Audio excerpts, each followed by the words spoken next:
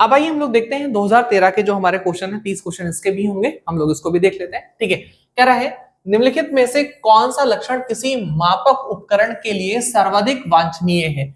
किसी मापक मतलब आप किसी चीज को माप रहे हो, ठीक है, तो देखो मानक तो यार हम मान लेते हैं 1 किलो का बाट है, 2 किलो का बाट है, लेकिन उस जो हमने मानक माना है क्या वो वैध है। जैसे आपने बोला 1 किलो का हमने बाटने से वो वजन वगैरह नापते हैं, तौलते हैं, आपने उसको ले लिया। अब तो देखा होगा सब्जी वाला बोलता है भाई ये 1 किलो का है, आप देख लो, ये 1 किलो से कम नहीं निकलेगा किसी भी हाल में। वैधता, क्या उसकी वैधता है, वो वैध है, क्या वो सही है, तो वैधता है। विश्वसनीयता, भैया जब वैध होगा तभी तो विश्वसनीयता होगी, है। वस्तुनिष्ठता इसका कोई मतलब नहीं है, तो क्या होना चाहिए, वैधता होनी चाहिए। यानी कोई भी अगर मापक है तो उसका क्या होना चाहिए यहाँ पर आपको, क्या होना चाहिए उसका, आपका वैधता होनी चाहिए। तो ध्यान रखिएगा B option is the correct option, B आपका जो है वो बिल्कुल से सही है। ठीक है, अगला करें क्वेश्चन हम लोग। ओके आगे बढ़ते हैं। सेकंड क्वेश्चन, सेकंड क्या रहा है, थर्स्टन एंड लिकर्ट निम्नलिखित में से किसके मापन से संबंधित थे। देखो जाहिर सी बात है, अगर हम लोग सीडीपी पढ़ रहे हैं तो या तो बुद्धि से होंगे और या तो किससे होंगे, अभिवृत्ति से होंगे सीडीपी में। ठीक है, फिलहाल यहाँ पर इसका सही आंसर है अभिवृत्ति से है, यानी जो एक ग्रोथ है ये उनके बारे में बात कर रहा है। ठीक है, तो थर्स्टन और लिंकटन देखो दोनों में यहाँ पर क्या लगा हुआ है, रा लगा हुआ है। ठीक है, और यहाँ पे नीचे भी रा लगा हुआ है, तो आप ऐसे भी करके ट्रिक याद कर सकते हो, या आप ऐसे भी याद कर सकते हो कि ग्रोथ है तो ग्रोथ की वजह से यहाँ पर था यहाँ पर आ रहा है और था यहाँ पर आ रहा है, तो ये दोनों जो है वो आपके किससे रिलेटेड है, आपके अभिवृद्धि से रिलेटेड है। ठीक है, तो इस तरह से आप करके याद कर सकते हो, मतलब याद करना है आपको, कैसे भी याद कर लो, जैसे भी आप याद कर सकते हो। अगला है उत्सुकता परीक्षण निम्नलिखित में से किसका घटक है। उत्सुकता परीक्षण किसका है, सृजनात्मक, है ना। मतलब जब बच्चा उत्सुक होता है किसी चीज को, बहुत ही ढंग से कार्य करता है, तो ये कह रहे हैं कि जो उत्सुकता परीक्षण है वो सृजनात्मक व्यवस्था का एक प्रतीक है। इसका है सृजनात्मक व्यवस्था का एक प्रतीक है। अगला है निम्नलिखित में से कौन से सृजनात्मकता से संबंधित नहीं है। देखो सृजनात्मकता से मौलिकता बिल्कुल संबंधित है, प्रवाह बिल्कुल संबंधित है, फ्लो बिल्कुल है, बट क्या नहीं है आपकी मितव्ययिता, गलत चीजों को रिप्रेजेंट करना, ये जो है आपका सही आंसर नहीं होगा। ठीक है, तो ध्यान रखिएगा यहाँ पे ये संबंधित नहीं है, बाकी सब कुछ जो है उपयोगिता भी संबंधित है। ठीक है, तो याद रख लीजिएगा मौलिकता, प्रवाह और उपयोगिता ये तीनों जो है सृजनात्मकता से संबंधित हैं। कौन कौन से आपके, मौलिकता, प्रवाह और उपयोगिता, ये तीनों आपके सृजनात्मक से जो है वो संबंधित हैं। ठीक है, आगे बढ़ा जाए, चलिए आगे बढ़ते हैं। यहाँ पे देखते हैं, कह रहा है कि मैग्ने निम्नलिखित में से किससे संबंधित है। मैग्ने किससे है, अधिगम, अधिगम का श्रेणी क्रम, हमने तो उनको ऐसे याद किया था, है ना, जन गण मन, है ना, ये एक लाइन से है, ग न म न ऐसे करके ना, जनगण मन, तो ये श्रेणी है, क्या है, ये आपकी श्रेणी है, गण मन करके, तो श्रेणी क्रम से संबंधित है। मैग्ने किससे संबंधित है, आपके अधिगम का श्रेणी क्रम, मतलब किस हिसाब से बच्चों को पढ़ाया जाए कि उसकी पढ़ाई सबसे बेस्ट हो। जाहिर सी बात है आप पढ़ा क्या रहे हो इससे ज्यादा जरूरी होता है कब किस टाइम आप क्या पढ़ा रहे हो। ठीक है, तो ध्यान रखिए यहाँ पर आपका क्या है, आपका श्रेणी ही रिलेटेड है। अगला क्वेश्चन कह रहा है यहाँ पे कि बुद्धि लब्धि के संबंध में क्या सत्य है। बुद्धि लब्धि के संबंध में क्या सत्य है, बौद्धिक आयु में व्युत्क्रम संबंधी है, क्या है, क्या सत्य, अच्छा सत्य क्या है भैया, ये सत्य नहीं है ना, बौद्धिक आयु में व्युत्क्रम संबंधी है, ऐसा नहीं है। आयु बढ़ने के साथ साथ बुद्धि आपकी घटती है भैया, पहले आपकी बुद्धि बढ़ती है, फिर आपकी बौद्धिक क्षमता वो तो भले घट जाए, लेकिन जो आपकी एक्सपीरियंस होता है ना, मान लीजिए तो घट रहा है, लेकिन जो आपका एक्सपीरियंस होता है वो जो है वो धीरे धीरे बढ़ता जाता है, तो ये तो बिल्कुल आपका गलत जवाब है। कालानुक्रमित आयु से प्रत्यक्ष संबंधित है, नहीं प्रत्यक्ष नहीं, अप्रत्यक्ष है, काल के साथ बुद्धि का अप्रत्यक्ष संबंध है, कभी कभार बढ़ता है कभी कभार घटता है। कालानुक्रमिक आयु से व्युत्क्रम संबंध बिल्कुल सही, अभी ये बताया प्रत्यक्ष नहीं व्युत्क्रम है, तो यहाँ पर ये बिल्कुल से सही है ना, यानी जो कालानुक्रमिक आयु है उसमें व्युत्क्रम संबंध है। बौद्धिक तथा कालानुक्रमिक आयु दोनों से प्रत्यक्ष संबंध है, ध्यान दीजिएगा ये भी गलत है, यही सही है, व्युत्क्रम संबंध है, तो इसमें से यही सत्य है कि कालानुक्रमित आयु से जो है वो व्युत्क्रम संबंधित है, बुद्धि लब्धि, है ना। आगे 7th क्वेश्चन, ओके, कह रहा है 16 पीएफ का प्रयोग किसके मापन हेतु किया जाता है? तो व्यक्तित्व के मापन हेतु पीएफ। देखिए मैं एक सीडीपी की क्लास ले लूंगा, है ना, एक क्लास में क्या ही होगा सीडीपी का, 2 4 5 10 क्लास तो लेनी पड़ेगी मुझे ऐसा लग रहा है, ठीक है।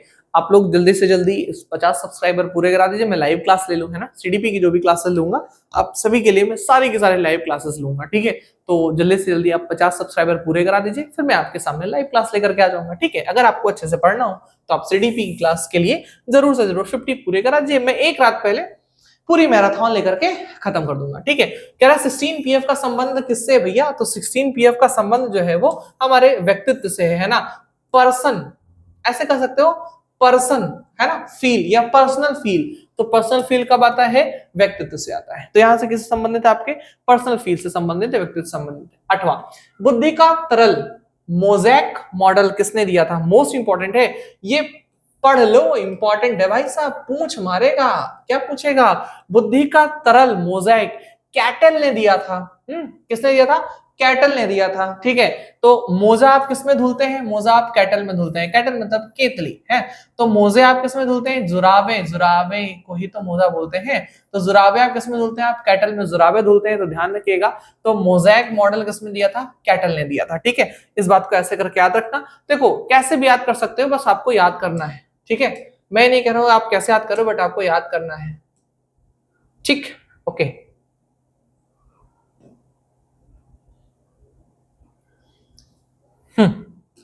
अगला क्वेश्चन, बच्चे के संज्ञानात्मक विकास हेतु उत्तम स्थान क्या है? जहां पे बच्चे का विकास हो जाता है ना। सबसे ज्यादा विकास क्या होता है?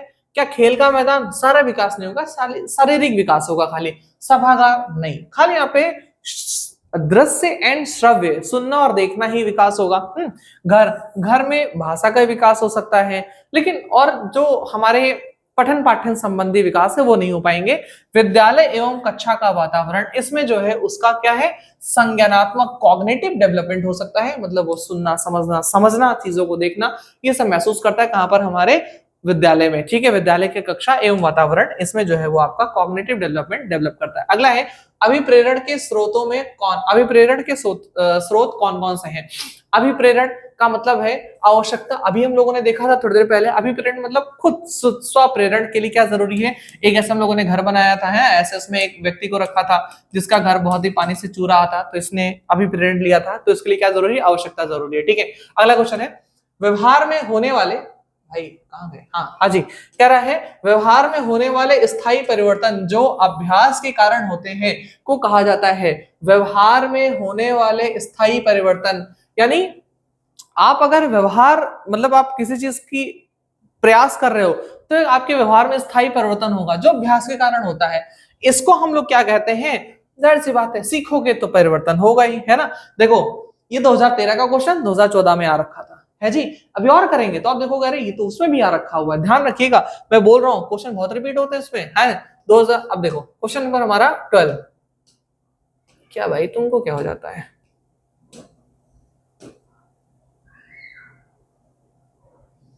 क्वेश्चन नंबर 12 ये कह रहा है, निम्नलिखित में से कौन सा कारक स्मृति से संबंधित नहीं है? स्मृति मतलब बुद्धि, इसमें से कौन सा कारक स्मृति से संबंधित नहीं है? तो इसमें से आपका जो है पहचान, स्मृति, हाँ बिल्कुल। धारण मतलब किसी चीज का आपने बार बार प्रैक्टिस करी है या किसी चीज को आपने एब्जॉर्व कर लिया, धारण उसे करना कहते हैं। पुनः स्मरण, किसी चीज को रिमेंबर करना, याद करना। अनुभूति, जी नहीं, ये एक्सपीरियंस है, तो डी आपका संबंधित नहीं है, ध्यान रखिएगा, डी इज द रॉन्ग। चलो अगला 14 गया, 13 कहां गया? ओके, हाँ, प्रधान अध्यापक या वरिष्ठ शिक्षक के लिए विद्यालय में कौन सी नेतृत्व शैली बेहतर है ना। प्रधान अध्यापक या वरिष्ठ शिक्षक के लिए विद्यालय में कौन सी नेतृत्व शैली जो है वो सबसे बेहतर मानी जाती है? तो आपका है प्रजातांत्रिक नेतृत्व, मतलब जो बच्चे कहें, है ना, जिसमें बच्चे राजी हैं उसी में इन सबको राजी होना पड़ता है। हम लोग क्या बोलते हैं? प्रजातांत्रिक नेतृत्व बोलते हैं। क्या बोलते हैं? प्रजातांत्रिक नेतृत्व बोलते हैं। ये आपको शैली अपनानी पड़ेगी, ठीक है, ओके। मानसिक स्वास्थ्य, अगला क्वेश्चन है यहाँ पर, कह रहा है कि मानसिक स्वास्थ्य के नियमों को खोजना और उन्हें बनाए रखना अध्ययन का केंद्र बिंदु है। ये भैया किसने कहा था? ये हमारे ट्रेवर ने कहा था, है ना। क्या बोला था? बोला था मानसिक स्वास्थ्य के नियमों को खोजना और उन्हें बनाए रखना। किसने कहा था? ट्रेवर ने कहा था। देखो ट्रेवर से आप याद करते हैं ड्राइवर, है ना, माफ कीजिएगा राइटर्स को मैं ऐसे बोल रहा हूं, बट ठीक है आपको याद ही करना है ना, क्या है आपका ड्राइवर है। तो ड्राइवर जो है वो क्या कहेगा कि किसी भी नियम को आप बनाए रखिए, क्या है, स्पीड है स्पीड बनाए रखिए, नियम है नियम बनाए रखिए। तो क्या है, मानसिक स्वास्थ्य के नियम को खोजना और उन्हें बनाए रखना। किसने कहा था? ड्राइवर ने या ट्रेवर ने बोला था। ठीक है, तो आप इनको ऐसे याद कर लीजिएगा। अगला है 16 है, कह रहा है चेस तथा कार्ड को निम्नलिखित में से किसमें वर्गीकृत किया जाता है? क्या ये बौद्धिक खेल है, गतिमान खेल है, क्या ये लड़ाई वाले खेल हैं, प्रतियोगिता? देखो बिल्कुल लड़ाई वाले तो निगेटिव है, बिल्कुल प्रतियोगिता। इसमें कौन सी प्रतियोगिता है? कोई प्रतियोगिता नहीं है। गतिमान नहीं, रुक करके खेलते हो, कैसा खेल है? बौद्धिक खेल है। चेस तो हमेशा बौद्धिक खेल ही होता है। ठीक है, ध्यान रखिएगा। ओके 17 क्वेश्चन कह रहा है अभिवृत्ति, हाँ अभिवृत्त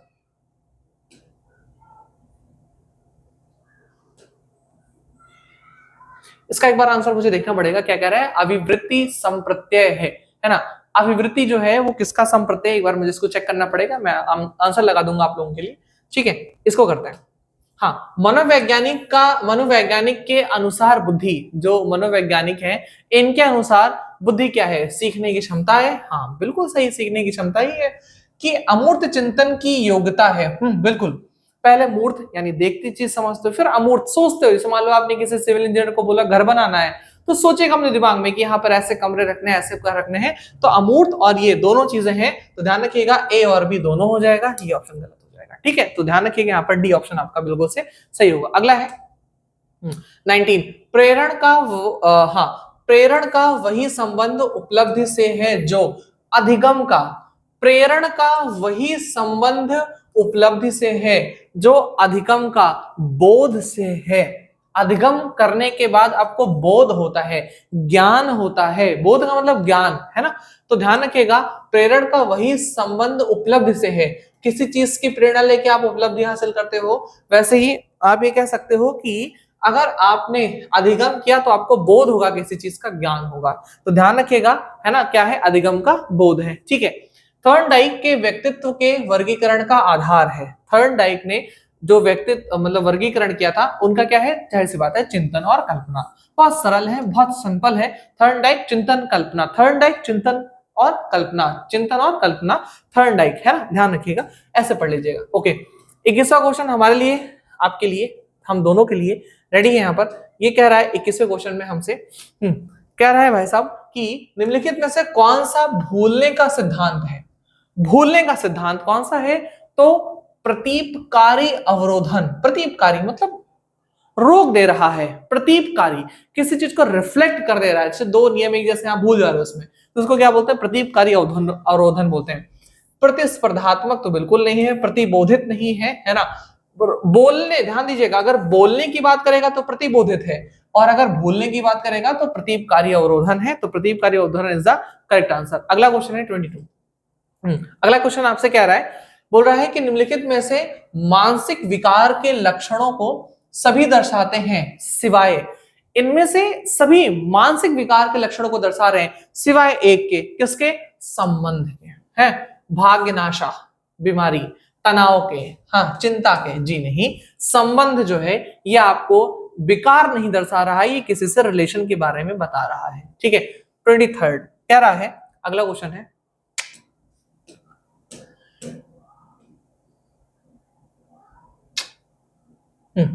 कह रहा है यहां पर, अगला क्वेश्चन ये कह रहा है कि विकास के किस काल को अत्यधिक दबाव और तनाव का काल कहते हैं? मतलब किस में बच्चे के ऊपर बहुत ज्यादा तनाव रहता है ना। वृद्धावस्था में तो जाहिर सी बात है आपके ऊपर कोई दबाव नहीं रहता है, हाँ तनाव हो सकता है, ठीक है।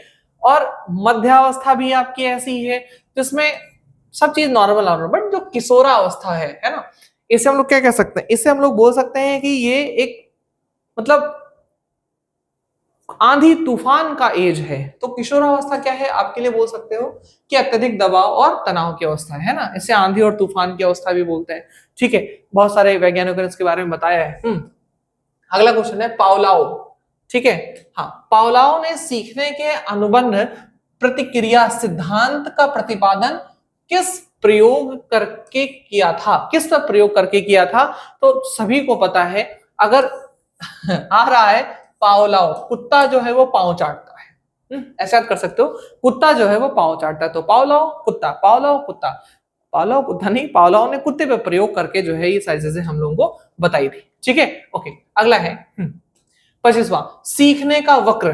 ध्यान दीजिएगा, सीखने की प्रगति का सूचक है, बिल्कुल सही है। सीखने का वक्र जो है सीखने की प्रगति का ही, मतलब इसकी कितनी प्रगति हुई है, कितना विकास हुआ, इसका क्या है, सूचक है। सीखने की मौलिकता का सूचक है, अरे हट, बाकी तो गलत ही है, जब एक सही है तो बाकी गलत है, ध्यान रखिएगा इसको, है ना।